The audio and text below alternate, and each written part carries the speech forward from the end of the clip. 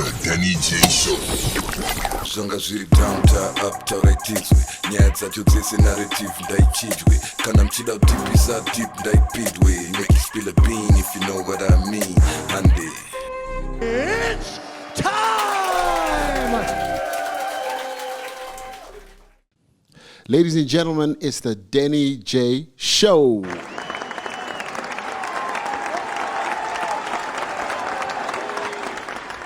Bako is in the building. Nash is in the building. What's up, Nash? That's right. Becky is not in the building. She's busy. We told you, right? Last time we said it. We spoke about this. Becky's in Mashingo, I think, for a Women in Business conference. Yeah, something like that. She's killing it. She's busy. You know, she's out there. So, to Becky's fans, today you're just gonna have to do without Becky. And also, I was looking at some of the comments from last week.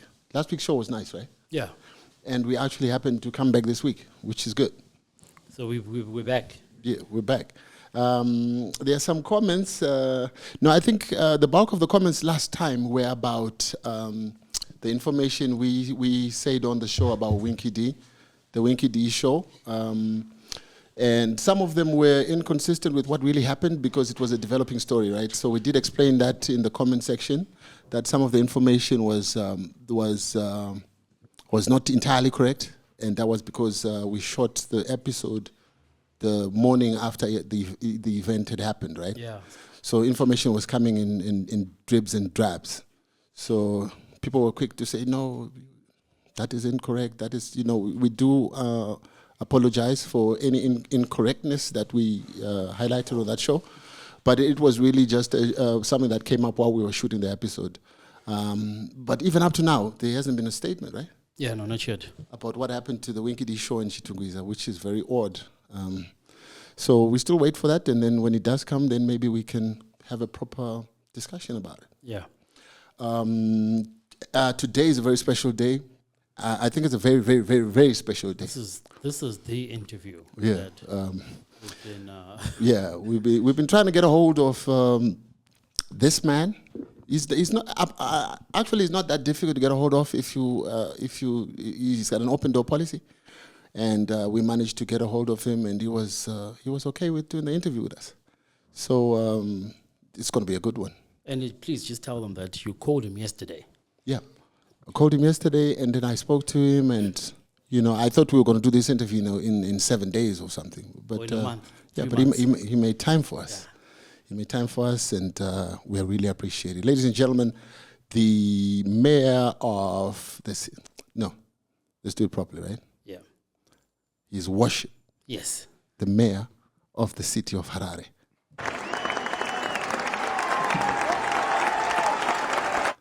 Mkoma wangu. Denny? Yeah. I just realized that mkoma wangu by a year. So I suppose mkoma wangu still. But he looks like 10 years younger than you. Yeah, he does. That's a shot right back. Well, already, bro, come on now. He looks very young. He looks 10 years younger than you. Bako was saying he's probably born in the 80s, but it turns out he was born in the 70s. So he doesn't look as old as he should. He's aging well. He's aging well, yeah. I'm sure he doesn't get into unscrupulous businesses. Yeah. So it's taking a bath here and there. Yeah.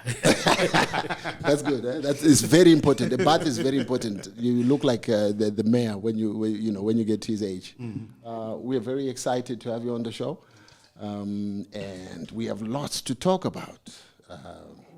Thank you. I'm a fan of this show. I've watched a number of your shows. Great. Quite exciting, controversial. Lots of laughs. Yeah. And, Yeah, the controversy usually just comes by itself, but we don't go looking for it. Yeah, we don't try. We've never looked for it. But some of the people we interview are a tad bit controversial. And some might even say the mayor is going to be controversial once we ask the questions we're going to ask. But I know you're an upfront guy. And the good thing about the mayor is he's a lawyer by profession. So... so I'm sure the answers are going to be very good. So is he going to answer properly, or is he going to give us the lawyer answer? That's the problem that we might have. I don't know, Mr. His worship. I'm the people's mayor. Yeah. The people's mayor. That's nice. I speak the people's language. Okay. The other title is Harare one. Another one. I like that. I like that. I like that. I Oh, like that. kuna Zim one, yeah, another one. I like that. We did offer him a drink like we offer everybody, Yeah. but he said he'd rather go with water. We were very disappointed, but that's okay too. And also the mayor is very humble, huh? Yeah. We just saw him walking in the street. Eh, No bodyguards, nothing. wona. Ako muna anodiwa ne vanhu I need my bodyguard ani. We are one with the people. Yeah. We are safer. Yeah. Yes. We are the fish, and they are the water. Yeah. So the people, the people's mayor is safe with the people.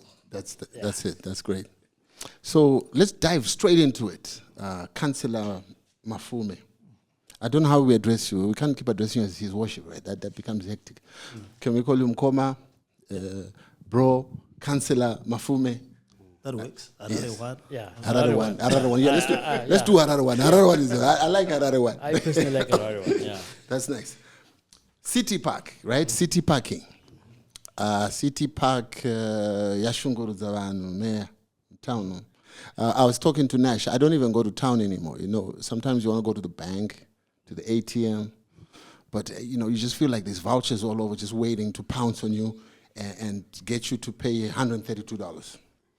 So a lot of people have been crying and saying, well, these fines that city parking is charging, people are extortionists.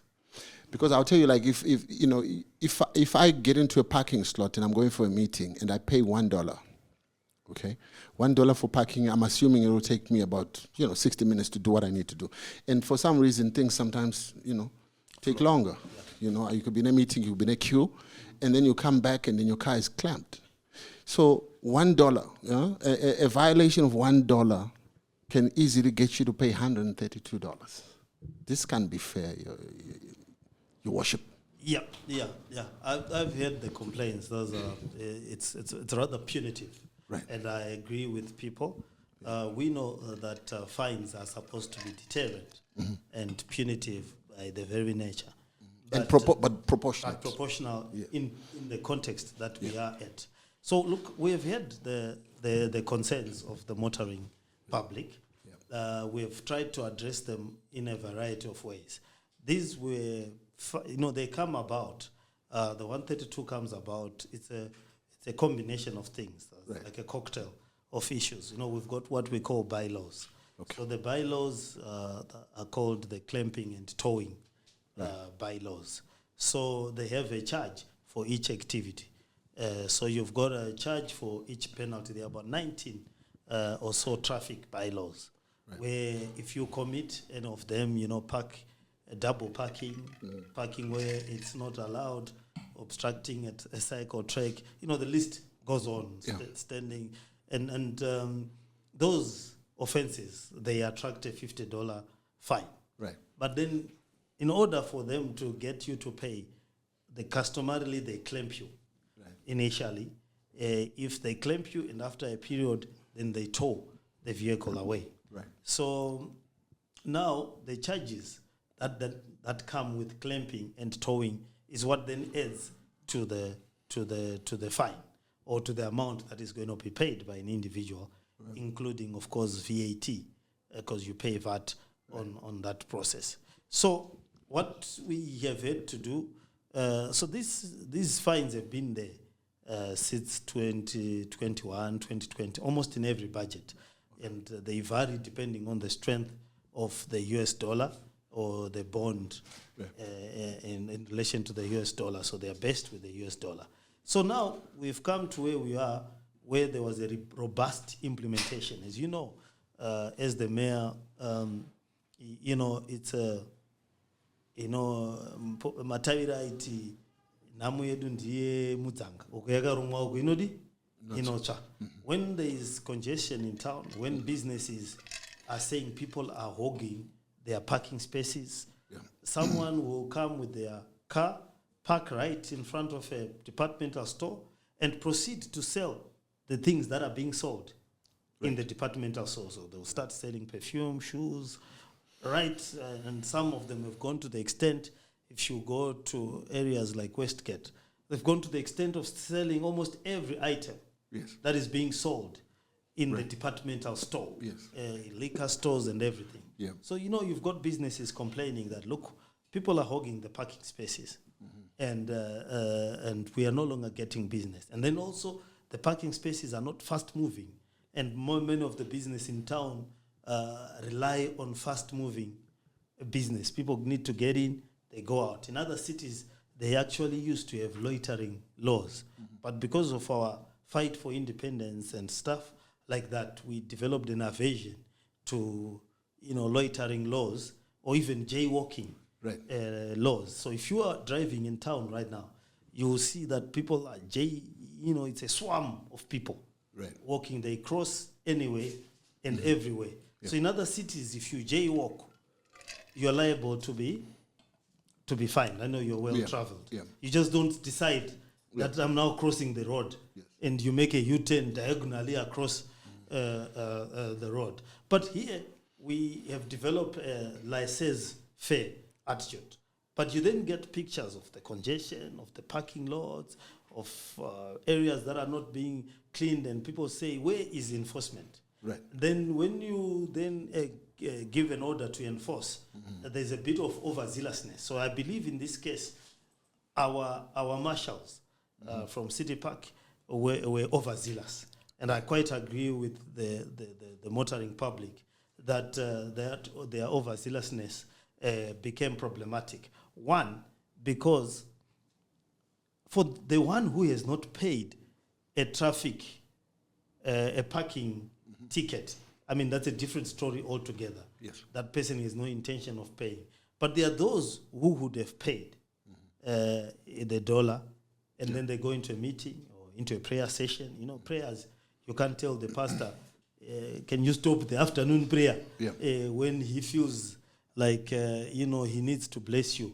So, time and interviews and stuff, queues and stuff. So time overlaps. So I also think that if somebody was fully paid and they are not in arrears, or that arrear is the 10 minutes that they've exceeded the hour, they should be allowed to take care of their arrears, to say, okay, pay for the dollar. So what we have done is we have said for those who would have been in that position, you come and your debt is only $1 or $2. Yeah. They must be allowed to pay without being fined.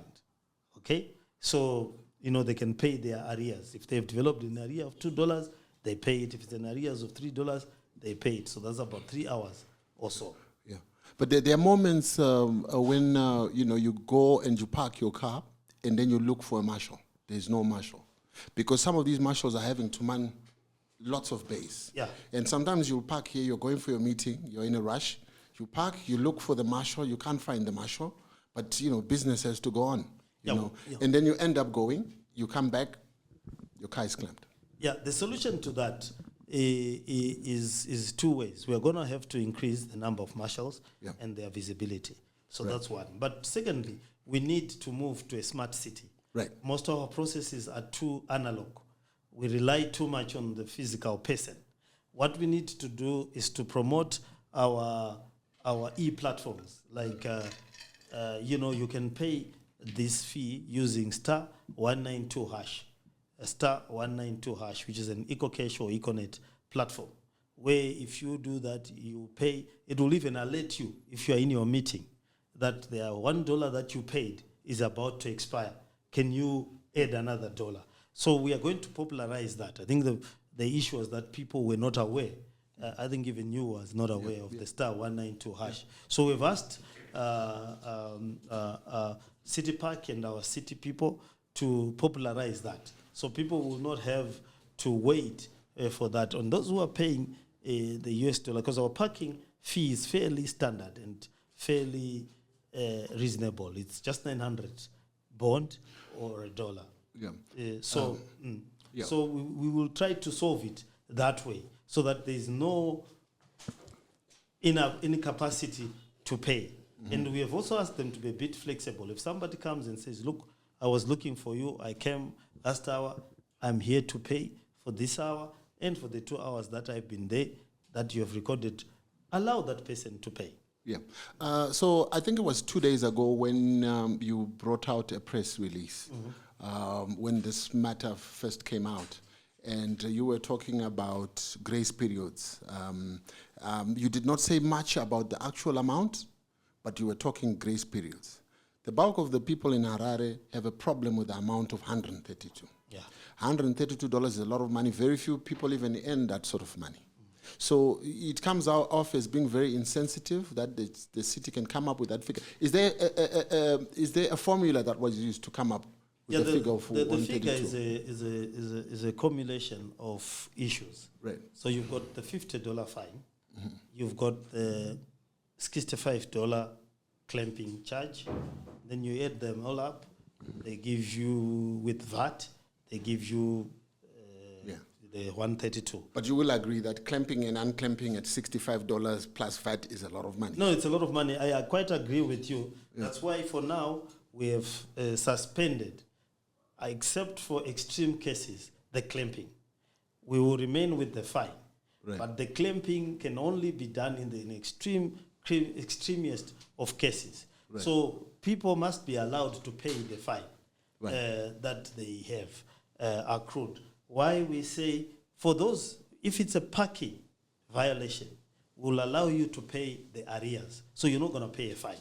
So if you are out on it, let's say your arrears are $1 or $2, we'll allow you to pay your arrears. So you pay your $3 and you go.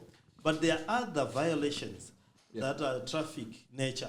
That is like your double parking, your obstruction of traffic, the behavior, mshika-shika, your many other offenses that are contained in the bylaws.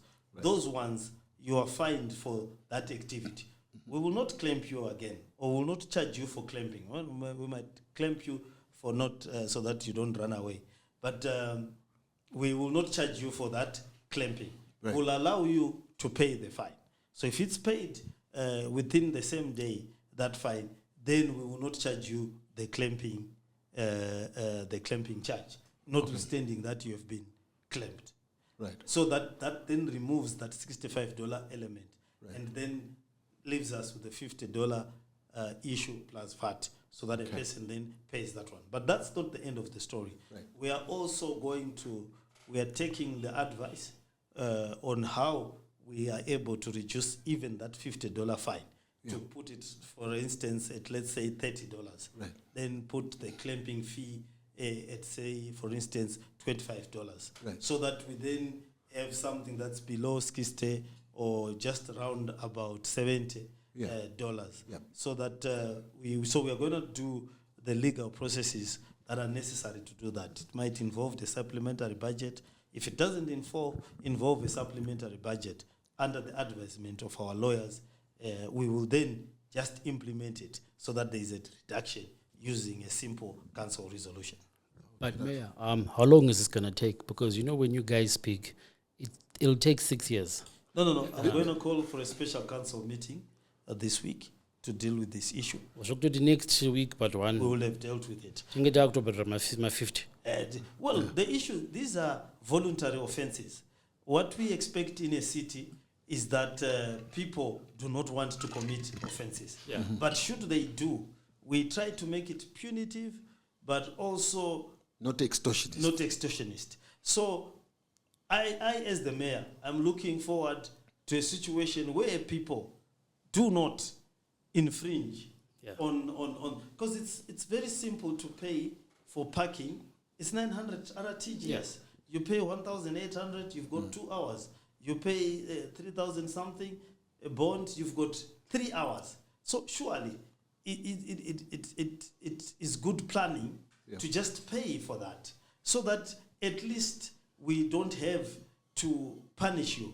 You also do not, we all went to driving school. They taught us parallel parking, parking properly, the things that you must not do that are contained in the highway code. Just don't do them. So you won't have to worry about paying. It's like stock theft.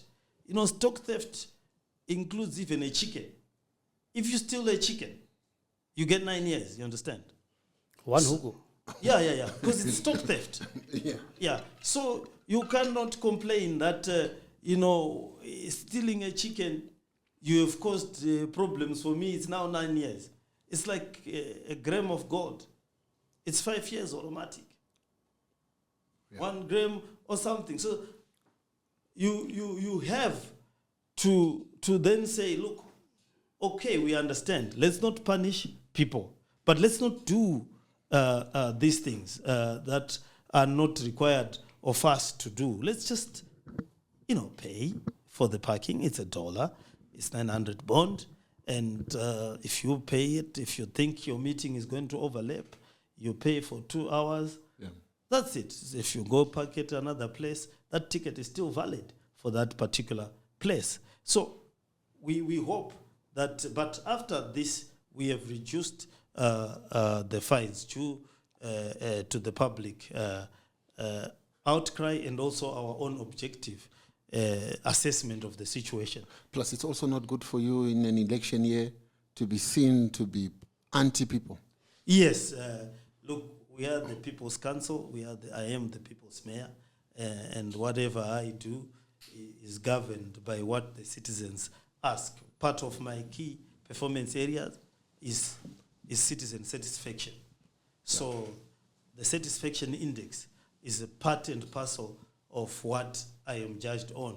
So I have to look at how people say they are satisfied in living in Harare. Yeah. So I'll put it to you that in Johannesburg and Gaborone, I think they don't charge for parking in the CBD. In Zambia, for that same infraction that we're talking about, where your dollar expires and whatever, they charge 300 kwacha for that, which is like $15, which is where the council is charging us $132. So these charges, as you will appreciate, are the highest in the region. I'm sure you are aware. Yeah, where we are now. Yeah, where we are now, they should be the highest.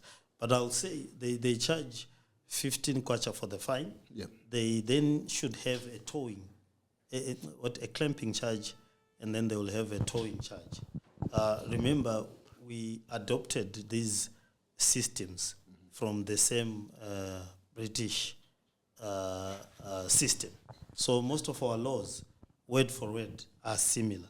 So if you look at the bylaws, they were just simply uplifting them and giving them. So the bylaw, it's a cumulative charge. It's not one charge of 132. Yeah. So the fine stands on its own.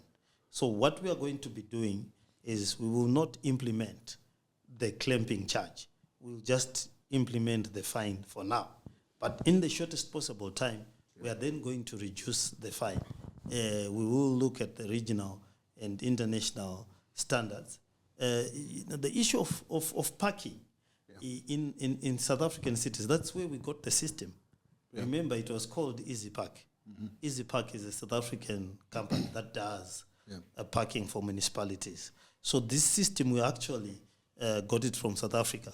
We actually got the system and the company that used to do it for South Africa. But every time I've gone to Johannesburg CBD and parked, I've never been charged parking. It depends on the area. Yeah, like CBD, like Joburg. You've been? We've never been charged. Well, it depends on the area. We got this system from South Africa. We didn't think I mean, it's the South African companies there really. I think they also operate in malls and so on, and they have parking systems and so on, and stuff like that, and even these parking spaces. Yeah. But we in many other cities there is a parking charge. Yeah. It allows for decongestion of the parking space, decongestion of the CBD. If a person, can you imagine if a person just comes and parks there the whole day and they come out at 8 o'clock and leave? It can become problematic for the shop owners, for other customers that want to use that parking space for the same business that the other person is in there. I think the rationale is quite clear to all. It's just the extortionist, not even the 900 bond for the parking space, because people are saying that is fair enough. That's why they are saying $1 infraction it gives birth to 132. So we are going to surgically deal with the source of irritation for the residents. And that source of irritation is the quantum, the cumulative quantum of the process. And that's why we have deconstructed. Why I have not announced, imperiously, or the populist thing to do, is that it will be ineffective, because that's not how our procedure works, and that's not how you undo things by law. So you would require the cooperation of the agents. That's why I've spoken to them that if a person has got arrears, just allow them to pay those arrears. Yeah. If a person has paid their fine, then don't make them pay the clamping charge. But if it spills over to the next day and we've had to tow your car and so forth, then those charges then accrue. But in the meantime, the council, myself and the council, will be working towards reducing the figures. That's good. What's your comment on people who allege that this is a fundraising campaign to replenish the city's coffers, because there are so many of these enforcement groups? Well, we don't want that, because this is a voluntary infringement, and you cannot put a target on people committing a crime. Yeah. It will be amoral and also a bad way of managing and budgeting public processes. Because in the great scheme of things, it can be possible that no one commits the infringement. Yeah. And you've got it budgeted. So it's not part of our fundraising processes. Yeah. We need, and in any event, some of those funds are ring-fenced. They go back to the activity that is being complained about. Yeah, because a local publication confirmed that there are talks with marshals from Easy Park. They confirmed that each member of the enforcement team responsible for clamping cars has a daily clamping target of 10 cars. So if you clamp 10 cars, that's 1,320. And you have so many of these teams.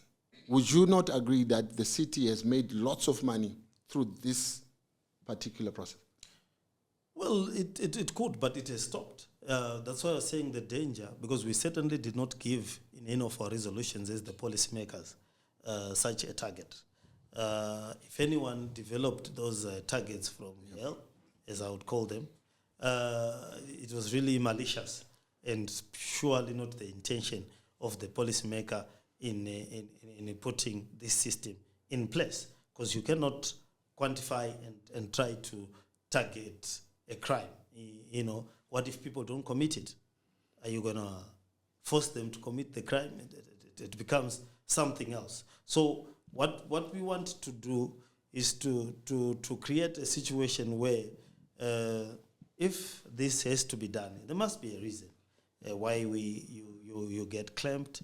It must serve a more communal purpose than a purpose that is so pecuniary, to the extent that it really makes the resident or the motorist, who is suffering under a lot of pressure at the present moment. Fuel is high, the roads are bad, the vehicle license is high.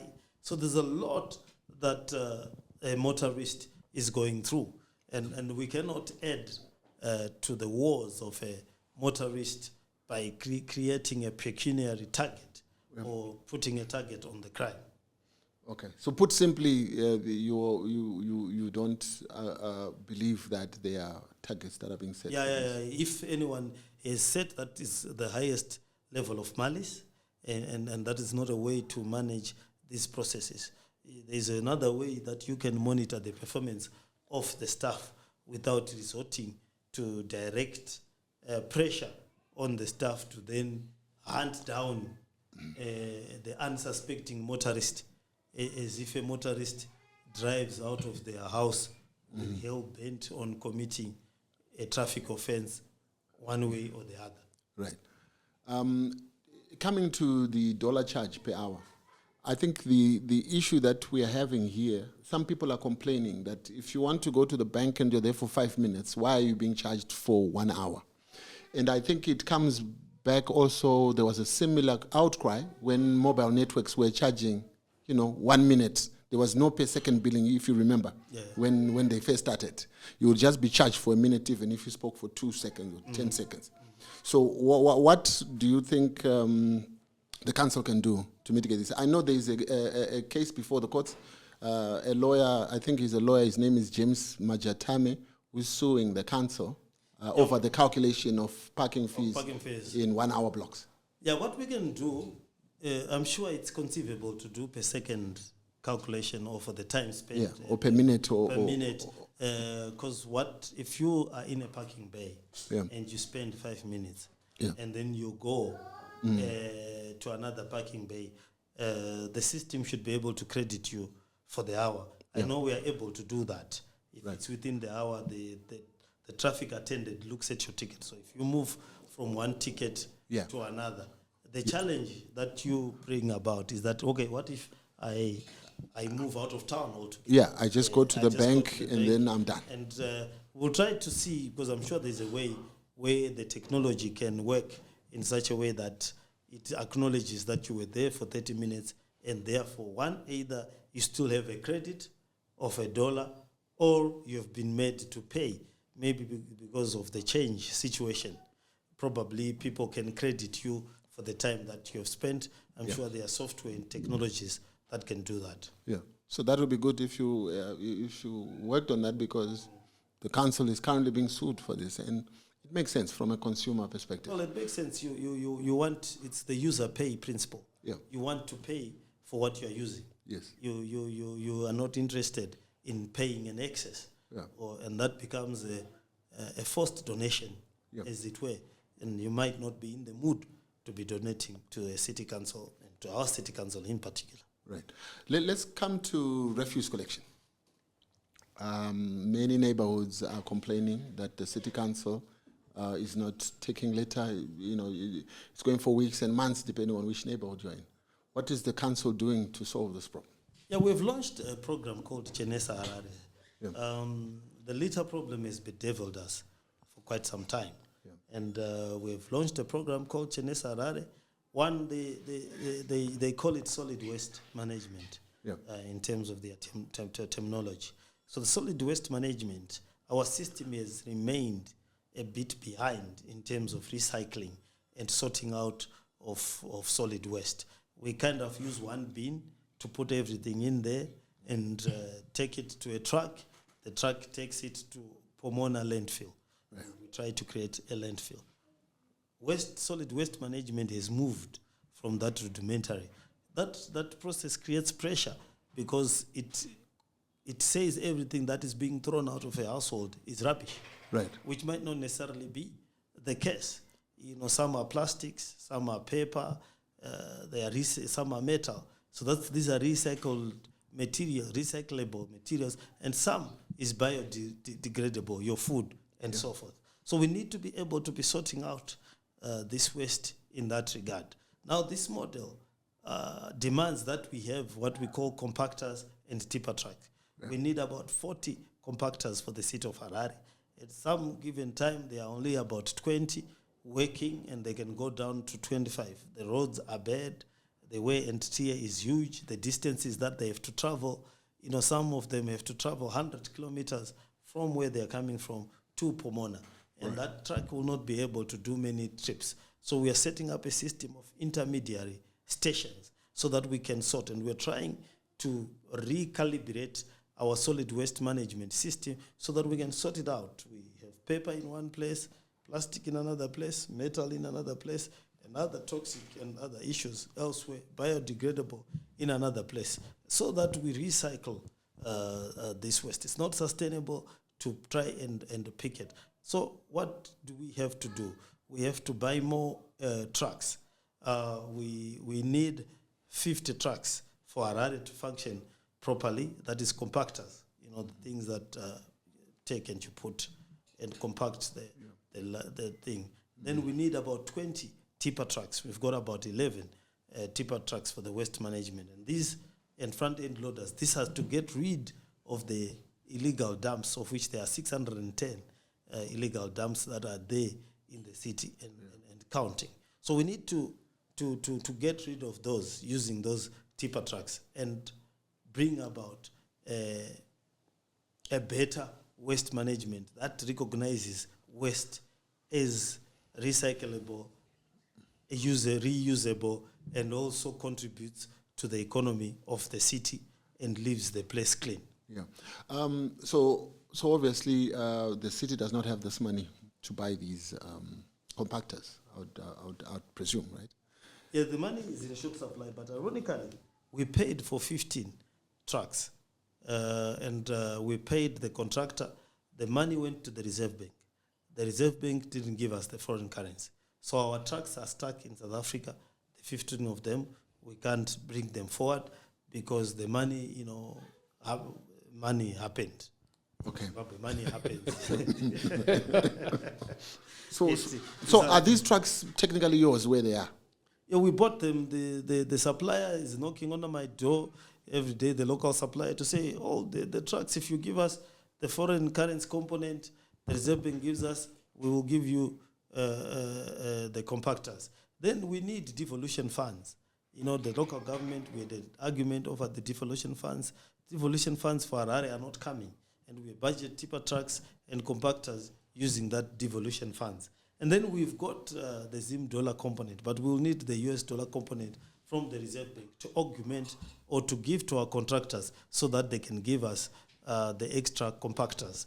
We have also employed a system where communities can adopt a truck. So we have agreements with Borodale associations. Very soon, the Mount Pleasant Association, where I come from, will have an agreement. We give them a compactor. The compactor is based in their district. They assist council in taking care of that compactor on small things like batteries, oil changes, and so forth and so forth. Yeah. And we develop a mutual so that there's continuous movement of solid waste in an area. Okay. I once heard that, I don't know, maybe you would have the percentages for me, Mr. Mafume. How much of the revenue that Harare collects actually goes towards service delivery? Because we hear of issues where the town clerk and all these people are getting fancy cars and that sort of thing, and at the expense of even garbage collection, for example, because we have trucks that are stuck over there. I'm presuming that the council also has a number of its residents who pay in US dollars. Yeah, well, it depends on when we try to levy them in US dollars, they complained. And they pay in Zom dollar in the bulk. Well, the bulk of our money goes to service delivery, I would say. We produce we've got a target of producing 350 megaliters per day of water. Now, this water costs a lot of money because we are taking it from Lake Chivero. So that's seriously dirty water because it's recyclable water.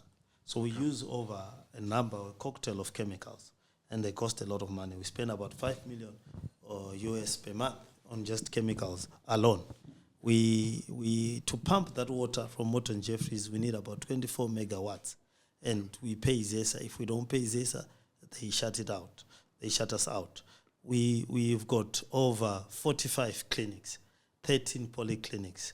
We cause the delivery of around 2,500 babies per month from our clinics. We at a very bottom line cost. People come from other towns to come and give birth to their babies in Harare. And all this is done as a service. We are the mainstay of the vaccination program of the country, be it polio, be it COVID, be it anything you can think of. We are also part of the ARV network. So our clinics are a key component of the primary health care system in the country. I can go on. We deal with a lot of pests in the sewer, in the pipeline. We have to push a lot of this water, push a lot of the sewers. So on a day-to-day basis, and the fuel that is required to move these trucks, if you say 20 trucks per day for waste management, that's fuel, that's people. then sweeping the streets every night and every morning to wake up with the streets now working. So a lot of the money goes to where it's supposed to go in terms of service delivery. It's just not enough. People in Harare are at about 40% performance in terms of paying. You know, sometime government went into the habit of forgiving debts towards election. So people, it's no longer We are actually looking forward to something like that. yeah. So it's no longer a stigma, but it catches up. It catches up because we are still the only service provider that is doing postpaid. Most of the service providers have since moved on from prepaid to postpaid. You know, the roads, before you can use the highway, you have to pay. Electricity, before you can get it, you have to pay. A passport, before you can get it, you have to pay. Cancel things we deliver first, and then you have to pay later. So, and sometimes we have to pay when the money has lost its value. So that's where we are as the council. And then a number of our revenue heads were taken away. You know, vehicle licensing, which we used to do the roads, was taken away to Zinara. Our power station, which used to produce 110 megawatts, right there, has been taken away and given to ZESA for free. And the day that ZESA got our power station is the day that they sent us a bill for electricity. They didn't pay royalties. They don't pay royalties for using our network for the electricity. They even took our buildings, which they've made their offices, and refused, and consistently refused to pay rentals. You know what happened with Harare Water? At one point, it was taken for a number of years by Zinwa until it was brought back, battered, and tattered. We have just recently put in new 14 pumps at Warren Hills Control, a new pump at the place. But there was no investment that was made on Morton Jeffries or on Harare Water when it went to Zinwa. So that's where the money is going. It's not even going to my allowance. I, as the mayor, get 210,000 bond, the same allowance that the chairperson of Mwenezi, where there's only one Tototo factory, gets. That's the same amount of money that I get. For Harare, I had no cell phone. When you were calling me and I was calling you back, I'm using my own money. There's no cell phone allowance. There's hardly anything that one can use to do their work. So the whole system is skewed and rigged to fail. But we're trying to make the best out of it and the little resources that we have. So, Mayor, is this political or what? Or just people are through Gonabas? It's political in the sense that when you take away, it's a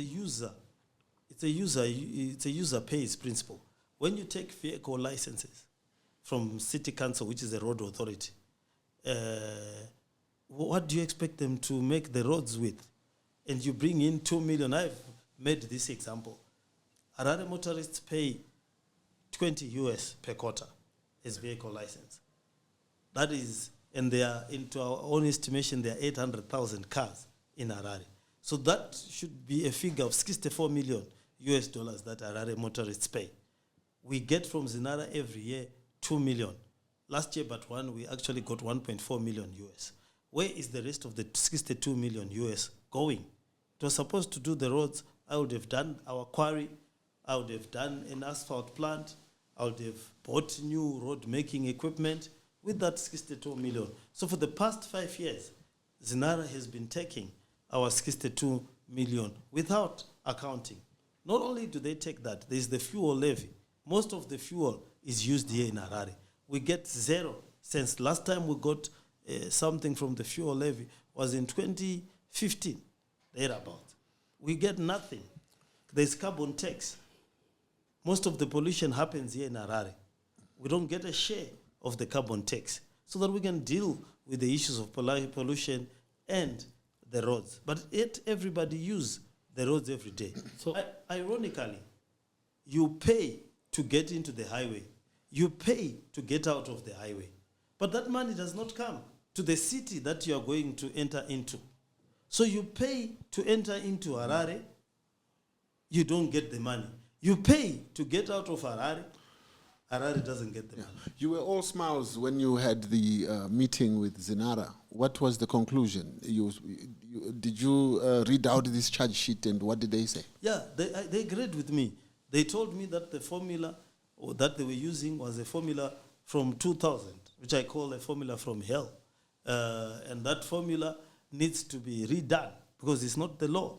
Yeah. I give you 64 million. Well, they were saying that there are only 250,000 cars in Harare. I said, okay, all the same. If you say there are 250,000. That's 50 million? Yeah, that's about 20 million.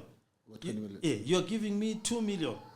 Give me back the 18 million.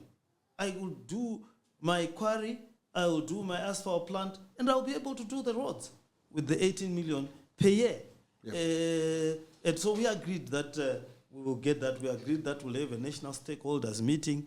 We agreed that they will change, that stakeholders at the end of this month will then change the formula. We agreed that they will assist the retailing of our equipment and buying equipment. Now they put CMED at Tivadel. You know Tivadel? No. Oh, yes. Tivadel, Alps. Alps, Along College Road. Right. CMED only gives cars to chiefs and the headmen. Now it is into road making. And ironically, they just went and dug up the road. They've now abandoned. That's the road from the bridge. From the bridge, yes. Oh, yes. So I wanted to ask you that, actually. But also, before, I want to go back, Harare one. So are we saying if the council was run by ZANU-PF, would they be functioning properly? They wouldn't be functioning properly because the councils were run by ZANU-PF before. Okay? Yeah. So when we took over, you see, everything that ZANU-PF has run has collapsed. NRZ, CSC, any local thing that they've run, rural district council, have not developed. They are still how they were looking when people are still using pit latrines and so forth in the rural district council. They are threatening to take refuse collection. They took ZUPCO. You know, the terminal. I then announced that we are taking over the terminal. They took the terminal to ZUPCO, Market Square. Since the last development that the city did, they don't pay rentals, they don't develop the terminal, they don't put guards there, they just are left on autopilot, yet they have the lease for the terminal as ZUPCO. It's gone. So what have you agreed to do now with regards to those terminal? We are taking them back as the city. We are going to develop them. We are going to modernize them. We are starting with Mbari. We are going to do Market Square, Chinoi, 4th Street, and then we are going to create parking spaces for motorists outside the city where it is cheaper and they can park for longer. And then we are going to bring order into the buses as they go in. Now they've asked us to relicense commuter omnibuses so that we are going to do, and then we are going to develop a metro transport. We're going to do a franchise model whereby we license certain buses for a certain route, and then we take care of the ecosystem as we used to do as the city. So what we are taking back, we are going to rework it in the interest of the residents. A terminal is able to fund for itself, firstly with the fees of the buses that are coming in and the shops that surround the terminal. As people wait for the buses, they buy. As you know, terminal in the world over, the big terminuses, they've got big shops, you know, you walk in, there are restaurants, there are shops and so forth where people buy. So that's what we are going to do. That's how cities are built. You just don't take something as ZUPCO and continue to run it down. But Mayor, is this not election talk? It's not. We are going to do then. No, because we've had these promises several times from previous administration. I am an action man. If you can see what I'm doing with Rufaro Stadium, we are working 24/7. And soccer is coming back to the home of football, where George Shire and so forth. I can invite all of you tomorrow. We'll take a tour. You'll see the work that's being done there by the city council and ourselves. Yeah. We deliver. I can tell you what we are doing at Morton Jeffries, what we've done with the pumps, we deliver water on a day-to-day basis. Not adequate, but every day we deliver 200, and we are expanding it. We've put in nanotech. We've worked with Chemplex. We've worked with Chillman, our chemical suppliers, so that we can produce more water. Give me back the roads. Okay. It's interesting that you mentioned Rufaro. I think I want us to get back to that. But before we do, so are you saying to me that the construction works being done at Tivido is being done by CMED? Yes. And they did not get blessings from the city? Yeah, well, they were put there by Zinara. What happened with the... See, how we are supposed to build these roads? We, as the city, build the Harare road network, right, using vehicle licensing. In other words, we had an asphalt plant. We had a quarry plant. So we would get our stone, do our hot mix and cold mix, take it to where the road needs to be built. And we had a program of building the roads ward by ward. They destroyed that ecosystem. What that means is that we have to put to tender the making of a road. So if you want to do 18 kilometers for a city road, or even 3 kilometers for a city road, it's expensive. You know, you have to go to bitumen, you have to go to all these guys, and you have to tender for 3 kilometers. That's where you then have a ridiculous. So you're saying all the roads were not done by independent contractors, they were done by the city council in the past? Yes. We had a quarry plant. We had an asphalt plant. We had a quarry plant. We had a plant itself, you know, the trucks to make the roads, the graders, everything that you needed, and the personnel with a huge road-making department. So what would happen is that a developer would make the roads, right? So you've got cabs. If they do, you know, like Fidelity in South, so they do the road as they are developing the neighborhood. Right. Once they finish the road network in that neighborhood, they surrender it to the city. Right. Once they surrender to the city, it is now our job to maintain it and renew it. And we use the quarry that we are saying. And sometimes we will be contracted by them. So it was an ecosystem that worked. And then we will then do our major roads. So if you know, every suburb has a major road leading out of it. So you will then have a timetable to do Glenview Road right up to city, into when it gets into Beatrice. Kwadzana Road and the new suburbs, you will do as the city, the connecting roads. Yeah. Like, you know, when we do plumbing, the contractor does the connections, the city comes with the main line, right, and then they talk in. So that system works and used to work. Right. Now we have come enter Zinara. They took the money, they started,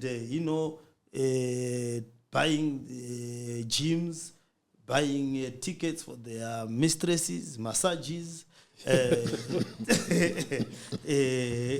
and so forth. Also, fuel levy, carbon tax. Fuel levy is also heartbreaking because all of it is in Forex. So it will be very useful for the local authorities to get that portion of the what? Of the fuel levy. But they created an organization that simply decided to eat the money, and they ate the money, and the motorists are now suffering. So I'm saying, there was a story, there was a song, Yakudara, Yamtongi Gava Mainzanis. Yeah. Akawana, Gava Akawana, Munu Nembada, Muna Chimarinetwa, Chiswa paper, Shinza Akudagiwa. Akudagiwa paper. Ndoba Gava Funza to Kochicha Chimbetika before Kumarinetwa. Shans no, Mbada Yangarichi, Yangari Mumu. Indi Chifamba Chindakupi, ukoko zvikanzi pakaita sei zvikanzi aiwa pakakiwa zvikanzi pakakiwa sei zvikanzi sezvizvizvi zvikanzi ongo uchifamba sei zvandainchifamba so zvikanzi uchifamba uchidini uchiinda wakadaro iwewe mbada chisara uri chi maonga uri so we need a reset button, a system that used to work cannot then be, because a person pays their vehicle licensing to the local authority, registered, we know your address and everything, you're registered in Harare. We use the Harare. Now they are building roads in game parks where there are jackals and lions and so forth. It was using Harare motorists' money to build a road in a game park, going from one area to another. Why are you building the road? We pay our taxes. People build dams in game parks where crocodiles and illegal farmers are now enjoying you. You got a huge dam.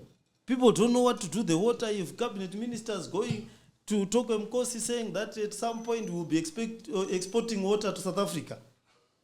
Why didn't you build a dam in Harare where there are 3 million taxpayers who contribute to the money that you've used to build a dam in a game park? 3 million people. The last dam for Harare was built in 1976. Kunji Dam, Musami Dam. We've got a population, a city the size of Tutungwiza, 1 million people, has no water source. They have to get water from Harare. How do you put 1 million people in an area and you don't build a water source for them? A reasonable sewage treatment plant for them? We've got water from Cllr Dam causing floods in Mozambique there. It just flows every year. Why not build a canal from Cllr Dam right to the eastern? It's only 100 kilometers to Marondera. And the bit of it is that somebody goes out of the way to take a body and a company called CMED that we know for giving cars to chiefs, decides to take 2 to 3 years buying them equipment to make a road. They have no experience in road making whatsoever. And give them lucrative contracts to make those roads.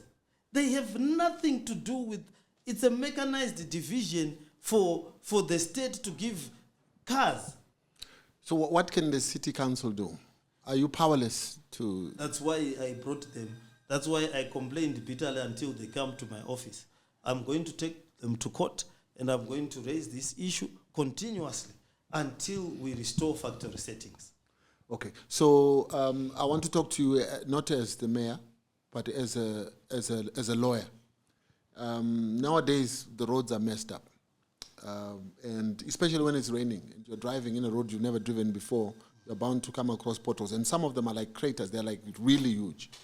In the event that someone's car gets damaged badly, who do I sue? You sue the road authority, in this case the city council. Okay. Because you have paid your vehicle license. Yeah.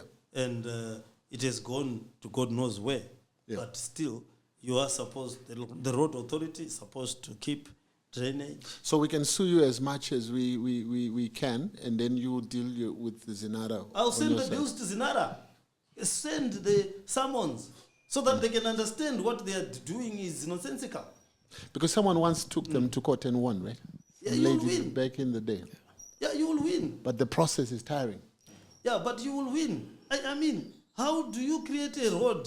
Someone pays their vehicle license faithfully, especially for Harare motorists. They pay them faithfully. They give you, it accumulates to millions of US dollars per year. Somebody just doesn't make the road. They just decide to eat the money as if it's theirs. Okay. People should sue. People don't. That's the thing with our society. It doesn't sue.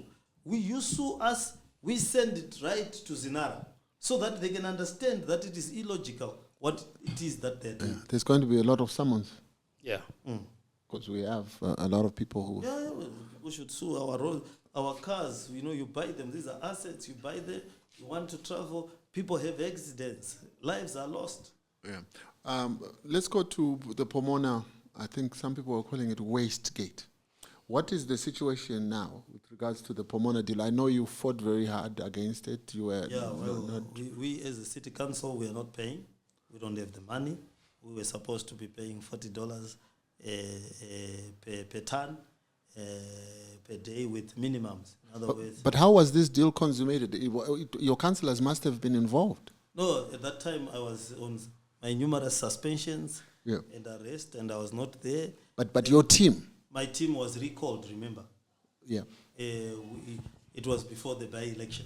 So are you saying the opposition councillors and all these people, some of them must have sat in these meetings? There was MDC, Monzora, MDC, which I call Zanu Light, which was there at that time. Right. Yeah. Zanu Light acceded to those Pomona deals. When we came back, we promptly indicated that the council A has no money. 2, torira gumbare marara redu. Osika pamba zonzi vanhu nai baba chi chaitika panze pane mirishonga chi vanhu vari kuda kuba gumbare marara. Pamba pako. What kind of system is that? What we said is that we cannot pay. They were saying that there will be a solar power plant that will produce 20 megawatts for 360 million. They want a lease for 35 years. 360 million. That was the cost for the refurbishment of Kariba. And to produce 300 megawatts. And you pay 20 megawatts, 360 million. So it just doesn't make sense. And you are supposed to pay 1.something million per month to a private company. So who's in control of Pomona right now? Is it the city? I think it's the government through this company, because I think they have a relationship now with the government. Because in the history of landlord and tenant, never has a landlord paid money to the tenant. We were being asked to pay money for someone who has come to take a lease of our land and pay them 1 million per month. So the city is currently still delivering waste to this? Yeah, we will deliver waste where we were previously delivering, and we are not going to pay. I don't see the logic in it. How does the landlord? My dump site, I own it. We bought it in 1984 as the city. Right. As a farm. It's 83 hectares. Someone comes and says, I'm an investor. But guess what? You are paying rentals to me as the city. Where has that ever happened? Yeah. Where the landlord pays the tenant. Yeah. Okay. All right, let's move on to Secunda. You were very vicious in your rebuke of Secunda Holdings, and I think you called it parasitic, the relationship. What was so wrong about the Secunda deal? Well, for Rufaro Stadium? For instance, there are certain things that are your heirlooms, if you understand, your heritage as a city. Mm-hmm. Your townhouse, your Rufaro Stadium, your Gwanzura Stadium, built by the Gwanzura brothers, and the Gwanzura brothers gave it to the city. None of their children said, because it was Gwanzura, we participated, we want the stadium. The previous residents who facilitated in building the city never said we want the assets of ours for the city for themselves. Well, but were you not being too emotional about the matter? Because these guys were putting big money into refurbishing this facility. And I know that you as council are now doing it yourself, but the images that we were shown of what Secunda wanted to do with Rufaro, I don't think that you even believe that you guys can achieve that. Well, we believe that if a person has got that amount of money, we are able to give them land to build a stadium afresh. And they can help us to refurbish Rufaro. What we cannot do is someone coming and offering that they will build a hotel. You draw an image above my townhouse. and say to me, this is how townhouse is going to look like, flying saucers and so forth. And then I ran around saying, now I'm going to give a lease of the townhouse to a private actor. You can't do that. These are public assets. But are you not being emotional? No, because when you look at Rufaro Stadium, it's been run down for a while. And even with your current issues to do with money, there's so many things that are on your plate that need money. And Rufaro Stadium is not a priority when you look at the bigger scheme of things. We have garbage problem, you have a road problem. These are bigger issues than football. So now you are putting money towards refurbishing Rufaro, the little money that you have. But here is a big corporate who was ready to pour in, I think they are talking even $5 million US. And I think I can trust that they have these resources. They wanted to put this money into this thing. Was it an ego thing or was it a politics thing? In exchange of what? In exchange of taking the stadium? No, the question is, when they came out and they said we never wanted to take over or buy the stadium. The statement that they issued as Secunda, I have it, they said that you were being over-dramatic about it. No, I wasn't over-dramatic. What was the deal and what was so bad for you? The first instance, how the deal came into about was that Dynamos came and said they wanted the stadium for 100 years, okay? As a lease, they found a sponsor, and that sponsor was Secunda, right, and that they wanted the stadium for 100 years. Okay. Then we said, okay, hang on, Dynamos. We once gave you waterfalls, some hectares in waterfalls, right, to build a club and a stadium. You proceeded to take the land, and you gave your own executives stands to build. Okay. And then we said, we will not repeat. Once beaten, twice shy. Right. Then we said, bring your whoever you're saying to be the sponsor to come and talk to us directly. Yeah. And then we made it clear to everyone, and as we make it clear to all the one, that there are certain strategic installations of the city that, yes, we will welcome assistance, but these were built by the residents, and we owe an obligation as a city to maintain them. However, if you are willing to build a stadium afresh,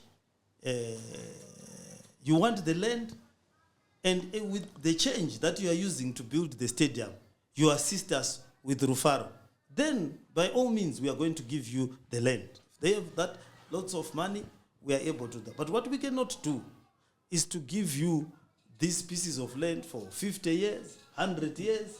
But what if I put it to you that maybe they wanted Rufaro because Dimbare, that has always been their home, and they sponsor Dynamos? But we had given them land for stadium. It's a home for all football clubs that are in the city. But there's an emotional connection between Dynamos and Rufaro. Yeah, but look, it's for the common use for everyone. Mm-hmm. The reason why we had given them waterfalls land in the first place was that we were going to do exactly that.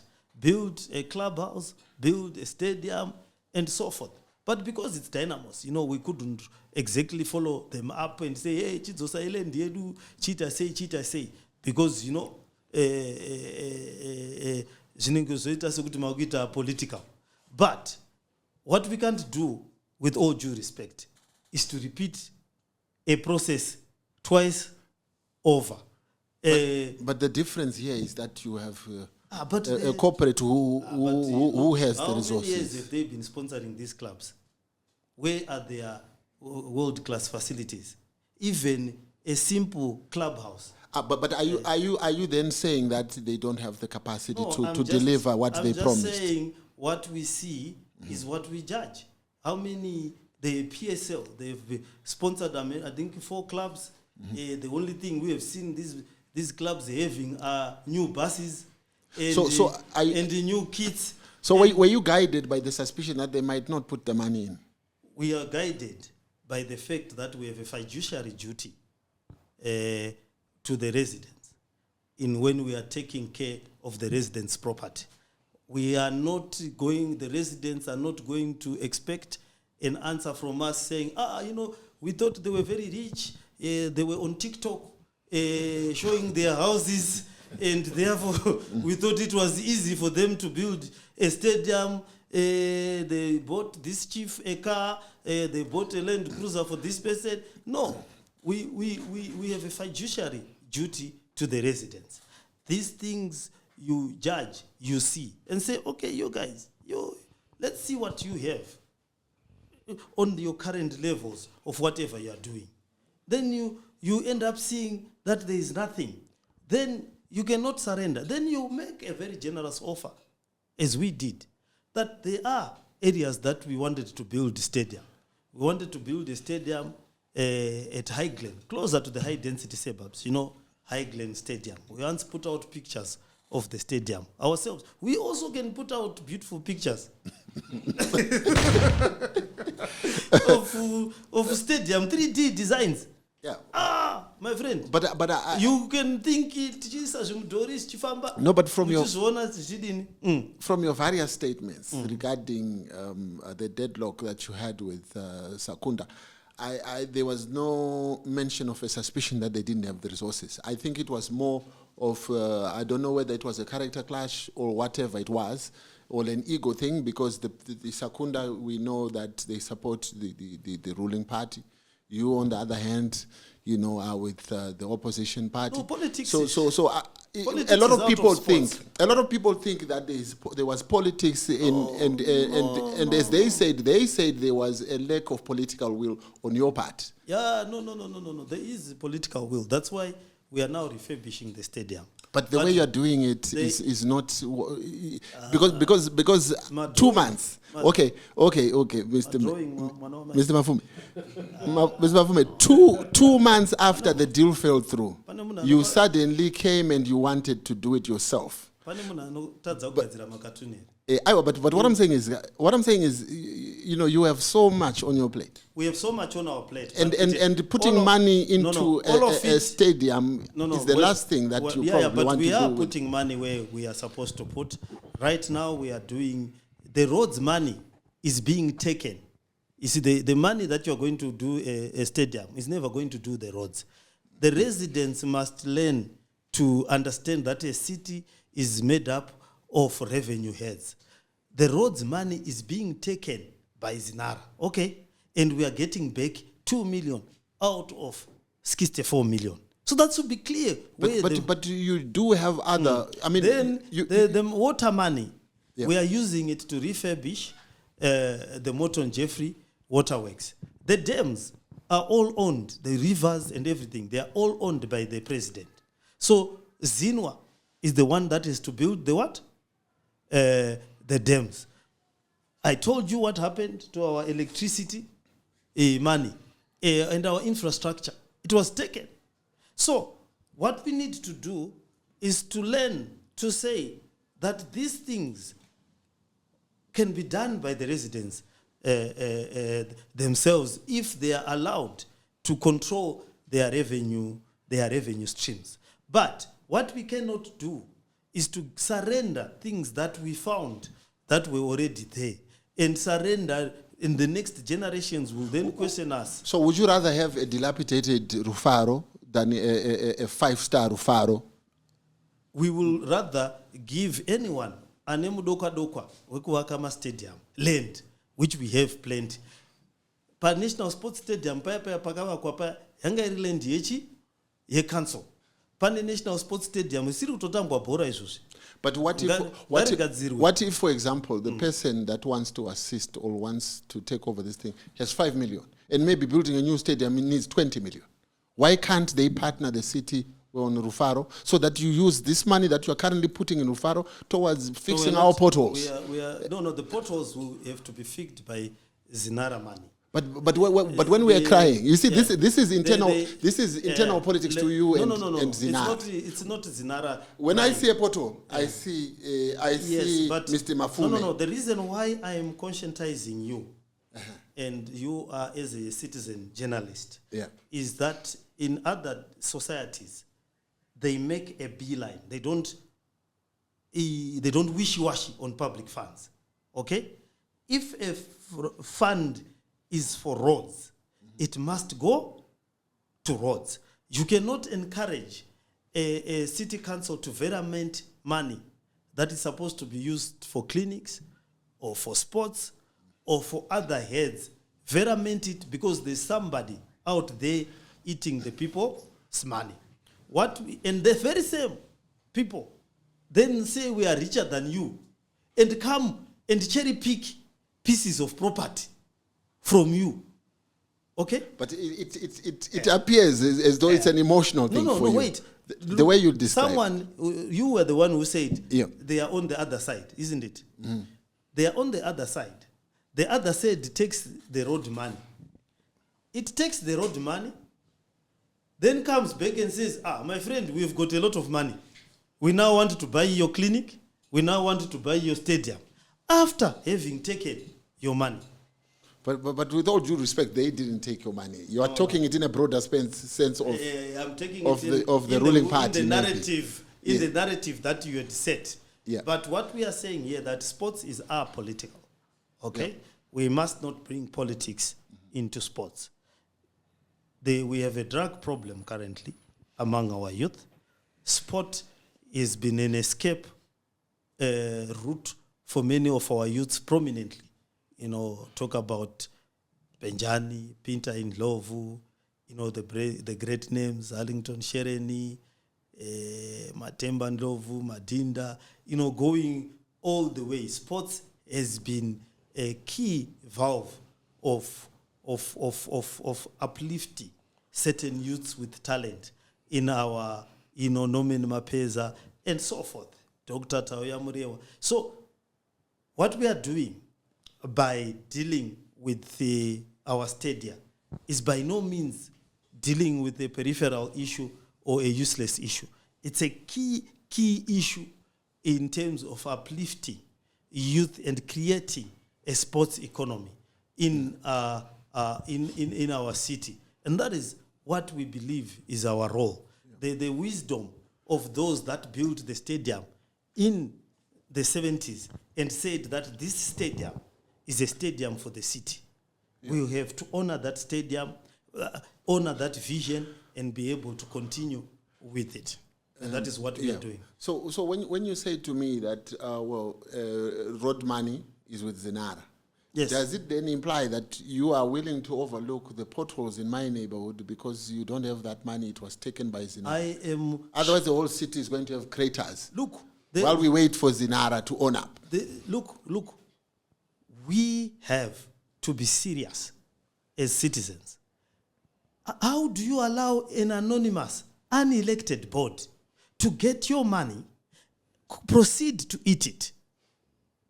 Year after year, you travel on those bed roads. And then you say, let's get the money from someone else. When you know that every quarter as you leave this place, next April, you're paying another 20 US to someone who proceeds to eat the 20 US. Then the next quarter, you pay again the 20 US and say, no, let's find a way. Zimbabweans, let's find a way. Yep. Well, we have to do is to confront that unelected board and ask them, we are giving you our money, we want our roads done. We are purchasing the fuel in Harare, we want a portion of the fuel levy. How difficult is that? But you do agree that it looks bad on you because when we see potholes, we see you. That's why I am... So you have your excuse, yes. Okay, you have excuse. You have your arguments about why the situation is reality. Is down. But also as an elected official, you want to be re-elected. I represent the people. Yeah. Part of representing the people is not taking your money and trying to fix every pothole that is there. Part of it is indicating where the problem is. That's why you are a people's representative, is to speak on their behalf and say, hey, we've got 62 million there. Let's use that 62 million to build our roads, rebuild our roads, and everything will be back to where it was. And this is an urgent. This runs across political lines. I don't believe what I'm saying is political. It's very simple, my brother. I pay $20 US for the repair of the road. Together, it becomes 64 million. We get back 2 million. There's 62 million left in someone's pocket. Okay, If the person says the cars are not as many as Mafume says, they say that there are 250,000 cars. But if you go in my streets there, the cars are so many. They are legion. So are you expecting residents of Harare to understand that live with these potholes, the money is with Zinara? I can't. No. I'm taking the money. That's why we've pushed that the money be taken. But what I'm saying is that if you pay for a road repair and the money goes elsewhere, let's all ask for that money so that it does the roads. Because a road is an expensive thing to build. You cannot Ferrement. For those that are in construction, they know how much a road costs. And there's no way, there are no two ways about it. You get the cash, you pay. And also, if we have got a regular flow of money, we can then leverage and say to the banks in Harare, we are getting 20 million or 18 million from our motorists. Why don't you give us 180 million or maybe 120 million in advance to do our roads? We commit the money that the motorists are paying for the next 10 years in return for you doing the retooling of the road. So the moment we get that money, we can then start thinking outside the box, like what you are suggesting, to say, okay, if we know for a fact that we are receiving 10 million per month from the road users and it's coming to the city, we will say, okay, we will not touch it. We'll call the banks and say, look, here, banks, Mr. Benga, we've got this 10 million coming regularly from the motorists. Give us 100 million. So we do the roads at one go. It's cheaper because we get discounts. The contractors can work, for longer, and they certainty. And we move. So the reason we want that is for us to then be able to have that kind of leverage in the market, to be able to build now and pay later. Okay, so in the short term, the potholes are not going anywhere. We are going to try to push Zinara to give us the road monies.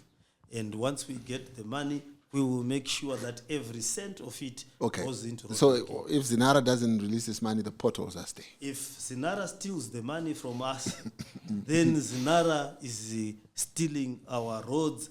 And there's no pothole repairs. How do you repay? The issue, why I'm not sugarcoating the issue, Denny, here, is that if I sugarcoat this issue and give people, a hope, then lies have short legs. The money that we are paying to Zinara is not coming to the cities. The fuel levy, zero fuel levy. The last time we received these things was in 2010 or 20-something from the fuel levy, and it's all forex. Zero of it is coming to the road authorities. Carbon tax, zero is coming to the road authorities. Zero cannot repair a pothole. Zero cannot build a road. Zero does nothing. So, Mayor, quick one. Let's say the money is there. How long will it take to fix the roads in Harare? Oh, well, if the money is there, look. How many years? Well, I'll have to ask engineers for us to. For me, the decay has been extensive. Probably you'll need a roads program that is a 3-year or 4-year plan. But at least the major trunk roads, the major roads that lead to the suburbs that people have to use, you can do them fairly quickly. We've got very efficient contractors.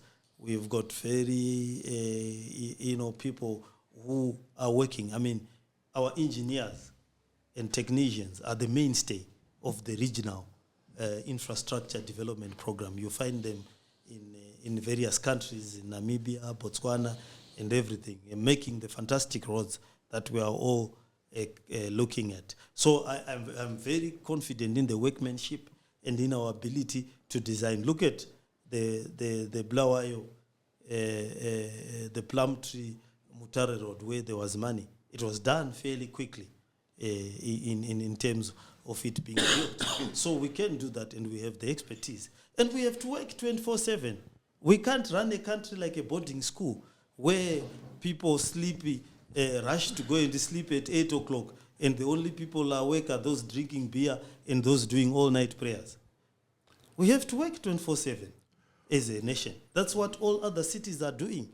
They don't sleep. You go, you land in New York at night, it's a work. You land in the Chinese cities, they are work. So we cannot have a mentality where people sleep. And then also, Mayor, so let's say in my community, Tudogatsa Rodielu, Tudobaranza Mari, is that possible? Because I've seen some certain people saying, you know what, we've gone to the council, they've said, if you give us the money for manpower, we can fix your road. Yeah, no, we work with a number of communities that we are doing that, because we've got certain equipment. At some time we will have the tar, we'll have the stones. We can work out a program and a common mutuality. Sometimes what other communities need is the manpower and not the material. We can provide the manpower and the expertise, and we move on like that. So it's doable. Okay, what can we expect with the Rufaro Stadium being done by the City of Harare in collaboration with City Parking?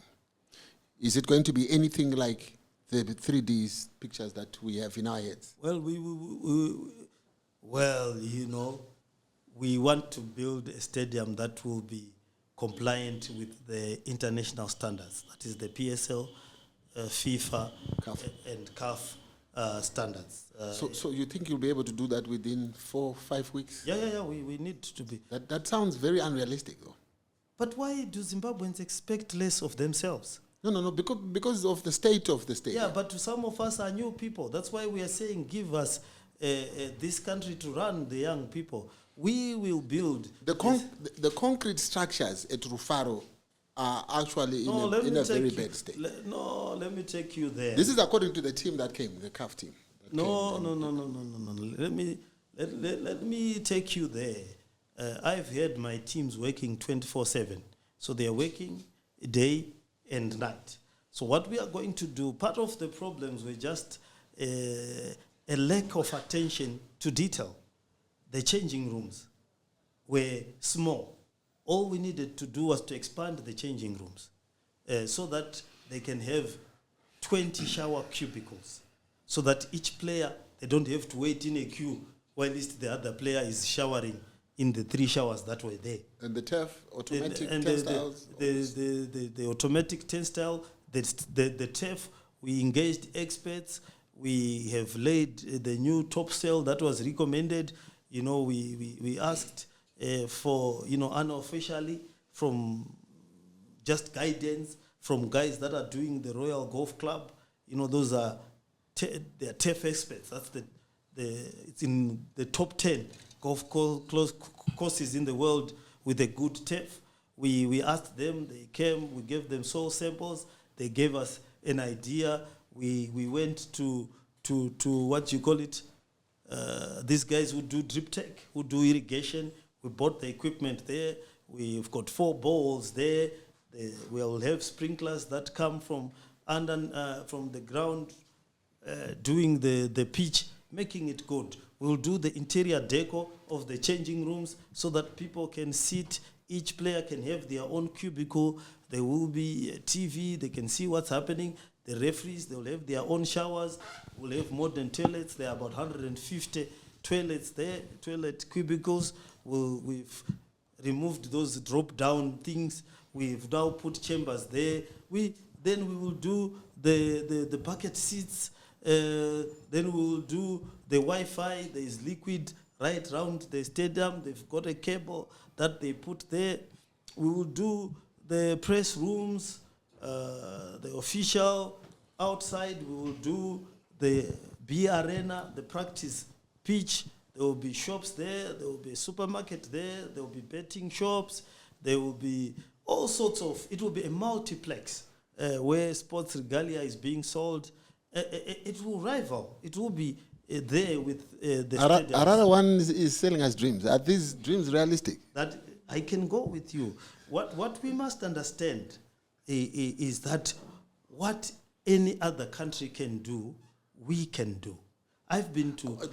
the suspicion is in the time.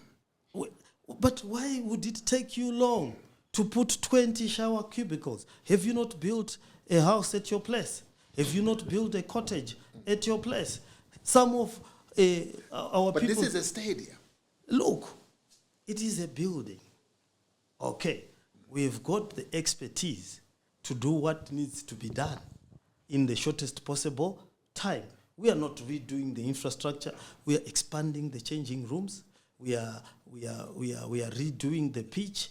We are just putting in the seats and so forth. If you drive past there, it took them 2 weeks to put up the perimeter tuck shops and everything, and they'll put up the B arena to get rid of the top cell and so forth. Look, we must learn as Zimbabweans that efficiency is not a curse word, and that Zimbabweans were not born innately inefficient. Okay? Okay. All right, we're going to give you the benefit of the doubt. We're going to come and have a look at the stadium when you invite us. Please do. Yeah. Let's come back to you, your personal problems, corruption allegations, and your arrest for abuse of office by ZUPCO in 2020. Well, that case is still pending in the courts. Okay. So I cannot really comment. Okay. The trial is commenced. Right. So I might be end up myself in bigger trouble than I can be. Okay. Suffice to say that we believe in our innocence. Our hands are clean, as the statement goes.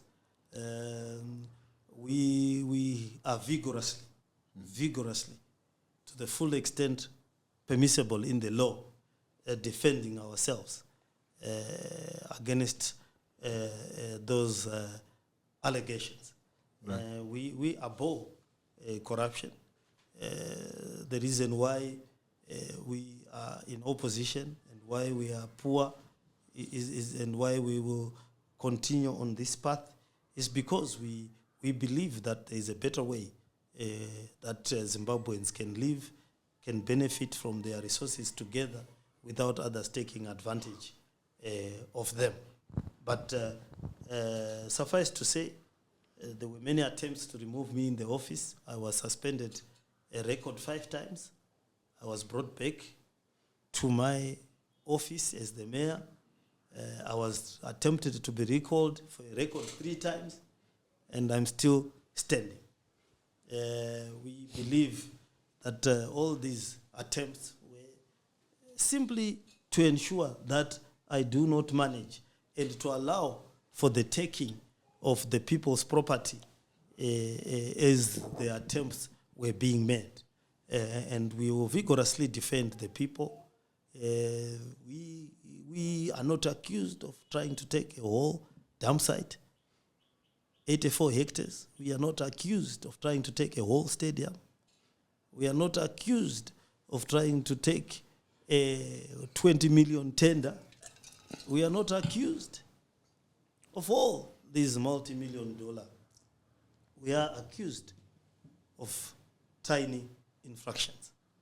That shows you that we are living in a Alice in Wonderland kind of scenario.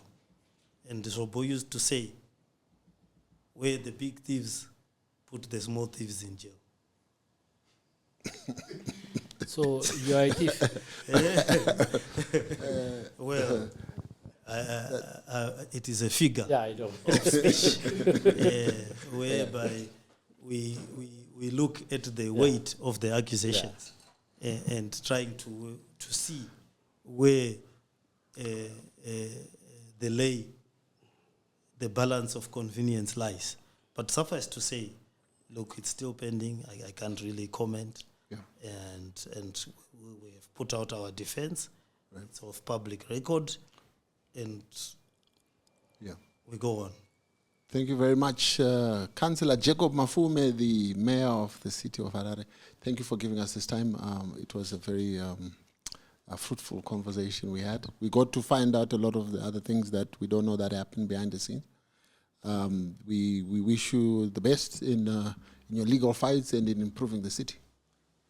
We are dedicated to the people's cause. We also look forward to a world-class Rufaro Stadium. Please, anytime. I'm going to come with my team of monitors to actually see if your happy. promises are what's on the ground. You'll be happy. You'll be happy. We must also remind people to register to vote. Right. This year is an election year, and we hope to meet them next August when my president, Nelson Chamisa, will be inviting you all to State House. I like that. I like the confidence. I like the confidence. Yeah. Can we still register to vote? Yes. There is a registration blitz going on for 10 days. Every ward has got a center. Go to the ZEC Twitter handle, ZEC website. They will tell you where to register. For the 10 days, they will be having an intensive blitz. They are now in their second day. Today, tomorrow, people can register to vote so that they can vote using the new boundaries. Please, it's important that we register to vote. Some of the things that are happening and that can only be stopped by a vote. And we must always remember the immense sacrifice that certain young people went through to enable us to vote. They went into the bush, they were killed, they were tortured for them to get this universal suffrage. For women, the struggle was even longer. Back in the 90s, early 90s, women fighting for the right to vote.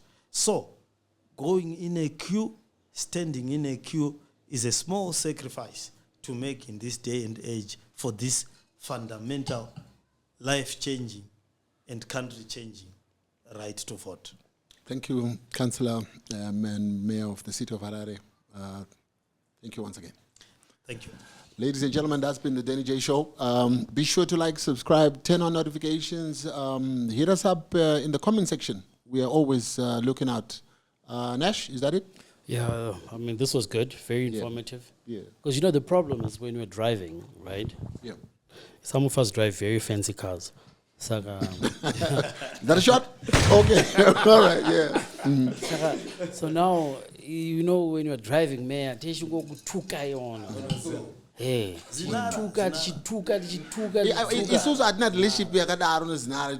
take your money. Zinara tongo izira pa toll gate. They take your money. I'm telling you, vehicle license, they use it for massages. Get back the money. That's it. Till next week, guys.